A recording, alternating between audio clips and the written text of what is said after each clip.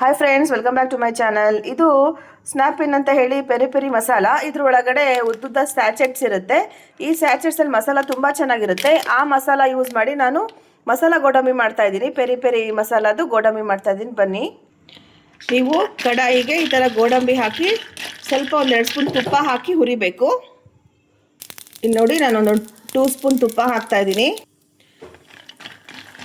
ನಾನು 2 ಸ್ಪೂನು ತುಪ್ಪ ಹಾಕಿದ್ದೀನಿ. ಈಗ ಆಮೇಲೆ ನೀವು ಸ್ವಲ್ಪ ಉರಿ ಸಣ್ಣಕ್ಕೆ ಇಟ್ಕೊಂಡು ಮಾಡಬೇಕು. ತುಂಬ ಕಡಾಯಿ ತೆಳ್ಳಗಿದ್ರೆ ಹೊತ್ತೋಗ್ಬಿಡುತ್ತೆ. ಈಗ ನಾವು ಇದನ್ನು ಮಸಾಲ ಹಾಕ್ತಾ ಇದ್ದೀವಿ. ಇದರಲ್ಲಿ ಸಾಲ್ಟ್ ಎಲ್ಲ ಇದೆ.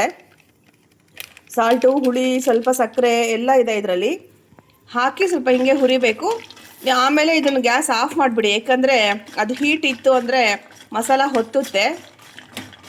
ನಿಮಗೆ ಅಂಗಡಿಯಲ್ಲೆಲ್ಲ ಸಿಗುತ್ತಲ್ಲ, ಡ್ರೈ ಫ್ರೂಟ್ಸ್ ಇರೋ ಅಂಗಡಿ ಈ ಥರ ಮಸಾಲದು, ಪೆಪ್ಪರ್ ಇರೋದು, ಖಾರದ ಪುಡಿ ಇರೋದು, ಅದನ್ನೆಲ್ಲ ತುಂಬ ಕಾಸ್ಟ್ಲಿ ಆಗುತ್ತೆ. ನೀವು ಹೋಲ್ಸೇಲಲ್ಲಿ ಗೋಡಂಬಿನ ತೊಗೊಂಡು ಬಂದು ಮನೇಲಿ ಈ ಥರ ಸಿಮ್ಮಲ್ಲಿ ಇಟ್ಟು ಗ್ಯಾಸಲ್ಲಿ ಹುರಿದ್ಬಿಟ್ಟು ಇದಕ್ಕೆ ಸ್ವಲ್ಪ ತುಪ್ಪ ಹಾಕಬೇಕು. ಮಾಮೂಲಿ ನಾನು ತುಂಬ ಥರ ಮಾಡಿದ್ದೀನಿ.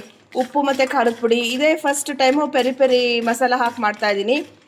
ತುಂಬ ಟೇಸ್ಟಿಯಾಗಿರುತ್ತೆ. ವೆದರ್ ಬೇರೆ ಮಳೆಗಾಲ, ಮಳೆ ಬರ್ತಾ ಟೀ ಕುಡ್ಕೊತ ತಿನ್ನೋಕ್ಕೆ ಚೆನ್ನಾಗಿರುತ್ತೆ ಮಸಾಲ ಇದೆಲ್ಲ. ನೋಡೋಣ ಟೇಸ್ಟ್ ಹೇಗಿದೆ.